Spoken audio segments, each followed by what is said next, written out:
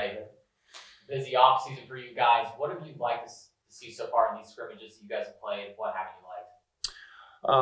I thought in the first scrimmage against Ashland Paul Blazer, I thought we did a nice job up front.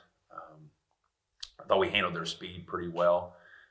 Did some good things on offense. I thought defensively with some of our new guys and some positions they're playing, we're able to, sustain the line of scrimmage, but also contain a couple of their big kids that they've got that's going on to the next level. And so I was really happy with the first scrimmage. The second scrimmage was a little bit different with Dayton Bellbrook. That's always a really tough scrimmage for us every year. They're usually in the regional finals, state semis, and Division III somewhere. We got beat 2-1, but I felt like we start off really slow, but then the second quarter we played 2 quarters, and the second quarter I thought we played a lot better. But first game on our first scrimmage on the road, we were an hour and a half drive, so getting used to that, the travel, and our first week of school we just finished up. So a lot of good things to take from both scrimmages that we'll use, to get started this Friday night. When you've been progressing throughout the offseason, Jackson, there's going to be change year in, year out. But losing a guy like Cade, of course, you got no one there to step up. How has the offensive identity changed from 2023 to 2024? Well, I think the focus now really goes to our offensive linemen. We've got 4 out of 5 starters back with 2 young kids. There'll be sophomores that played a little bit as freshmen that have a chance to really contribute to the team. So I really think it starts up front. Of course, Nolan coming back, had 1,000 yards last year and shared time. But Tucker Williams will be back at running back, and then we've got Bryce Delaney who's been playing mostly defensive line this last couple of years. He's going to play some fullback as well. So, it's a situation where our identity won't change much. We're going to try to run the football first. I think our, the physical toughness of our team, I think that will be displayed early with that. But then having 9 starters back on offense also helps. With a quarterback, a tight end, our top 3 receivers are back. So we expect a lot of things offensively for sure. And Bodie, he has a unique opportunity, having started varsity as a sophomore quarterback. Maddie, he's a junior. What are the big strides he's taken so far in terms of taking on his role? I think understanding defenses a little bit more, what fronts what can do to him, where the pressure's coming from. I think just understanding the offense more. When you've played a year and the teams we play against each and every week really are challenging for all of us, that I think he took that into going into the summer about looking back at his old tapes and seeing the mistakes he made and what he can do to be better. He understands the leadership role at the quarterback position. But, I thought as a sophomore, 17 touchdowns, only 2 interceptions, I thought was fabulous for a 16-year-old kid. But, he understands he's got a lot of guys in front of him that can make him even better. And his weapons, again, besides Cade and Eli Berman, are pretty much back. So I think those strides will really, help him as well as the team. Nolan, you obviously get to spend a lot of time with him there in the backfield. What are the big changes you've seen from him? You miss a bit of that speed dynamic that he brought. He was unbelievably fast, but it doesn't really change our identity much as in the aspect of we're still a hard-nosed downhill running.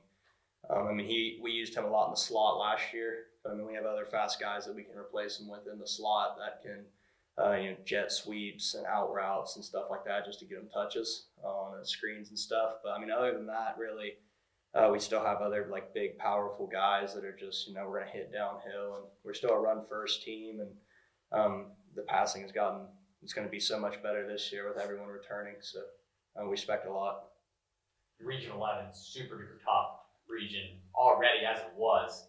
Add more teams to that. What are your guys' overall thoughts on the change? There's some great teams that are going in there, but if you're going to win the state in Division III, you got to beat all the best teams in Division III. So, truthfully, it doesn't really make a difference to us whether who's in the region or not. You still got to beat them all. But it will bring a different aspect of focus, and because they put some good teams in that region. So, it just takes an extra level of focus and practice to prepare for it. Yeah, I think what he said, I posted that this spring in our weight room. When it first came out, I felt like in Division III, we probably had arguably the toughest region. And then 5 or 6 more teams either got bumped from 4 to 3 or dropped from 2 to 3. all had great playoff experiences, and some of which have been in the state finals or state semis in the last 3 or 4 years. So I posted that on the weight room and just kind of reminded them that our ultimate goal is to get through this. Any day you feel like you don't want to work very hard, just look at that board and see those teams. And I think, they realize very quickly, hey, this is real.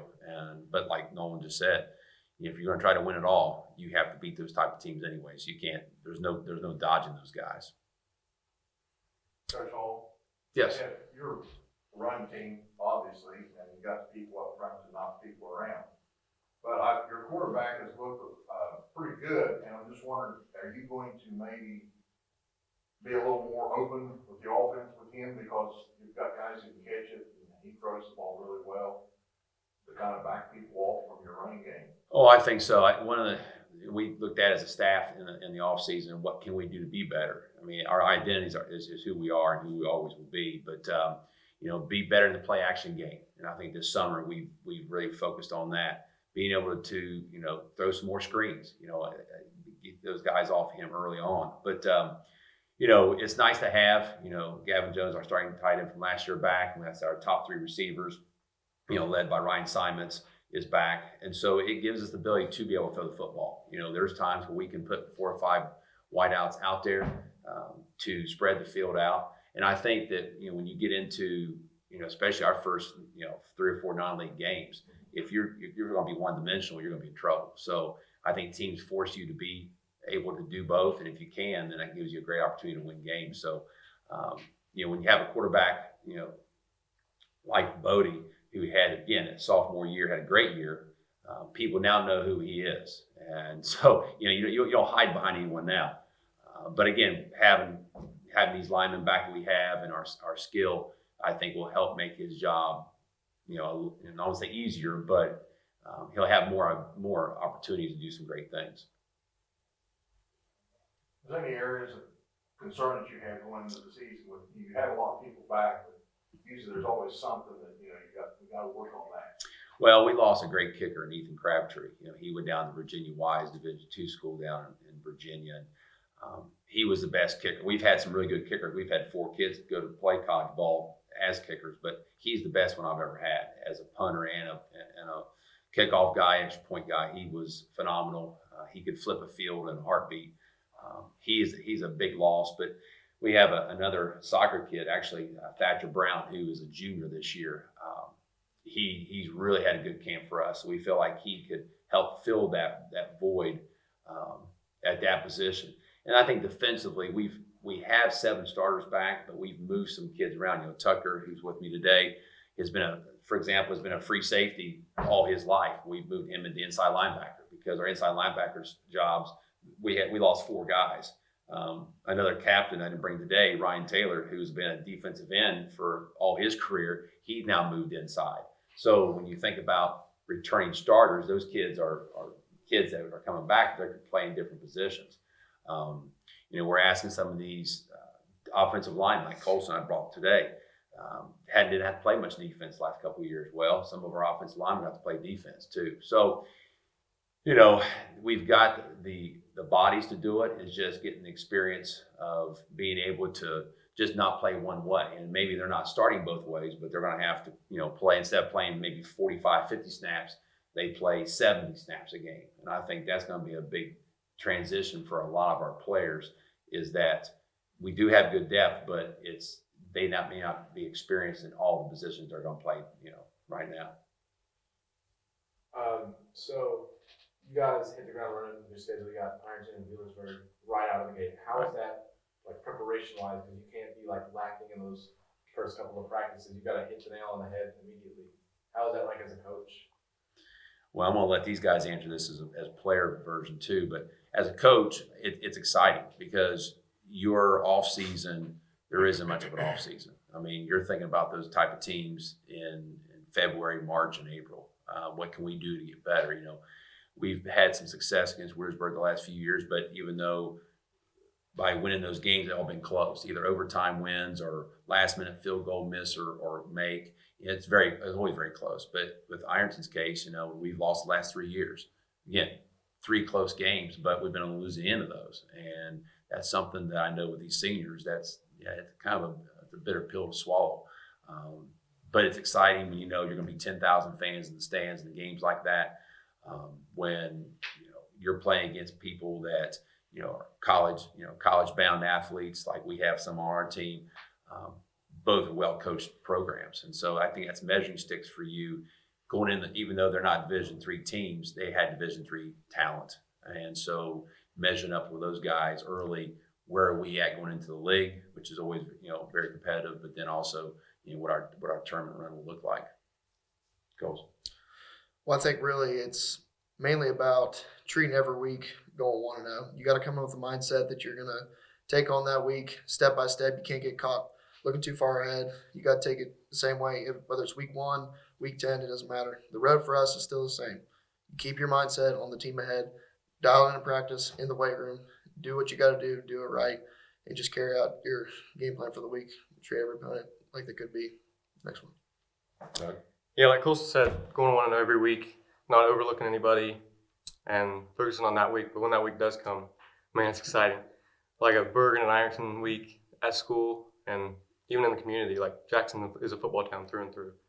And to get to show out for the whole town every Friday night is it's awesome.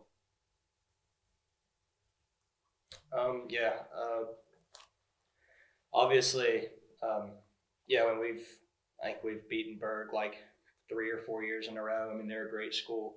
Ironton, though, first losses to them was when we were freshmen, sophomore, and junior year. So this is our last year. And that's something that we've all been looking forward to all off season. We are ready to take back what we felt like we've had in the past with, last second kickoff returns, other stuff that, we had. We felt like we, lost chances and opportunities that we had to beat them in those games. So we're ready. I mean, everybody's dialed in. We've been really that's just games that stick out on the schedule. You have games and you have games that are in bold, and we are ready to go. I mean, I can tell everybody's excited, and we all want that our senior year. Let's go out with a bang. Awesome. Thanks, guys. All right. Thank you. Yep.